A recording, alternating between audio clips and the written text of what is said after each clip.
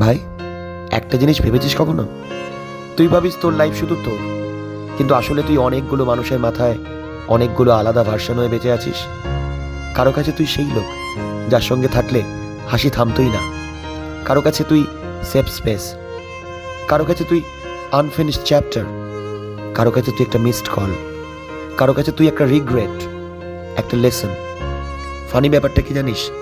তুই যখন নিজের আইডেন্টিটি খুঁজে বেড়াচ্ছিস, আর এদিকে তোর ছোট ছোট টুকরো ছড়িয়ে আছে এমন সব মানুষের মেমোরিতে যাদের কথা হয়তো তুই বহুদিন ভাবিসও না। তাই সবাইকে কনভিন্স করতে যাস না, সবাই তো সেম ভার্সন দেখবে না, দেখতে পারবেও না। নিজের ক্যারেক্টারটা ক্লিন রাখ, বাকিটা মানুষের মেমোরি এডিট করবে তাদের মতো করে। শেষ পর্যন্ত মানুষ আমাদের পুরোটা কখনোই মনে রাখে না, শুধু সেই ভার্সনটাই মনে রাখে যেটা হয়তো সে মনে করে তাদের জীবনে সত্যি।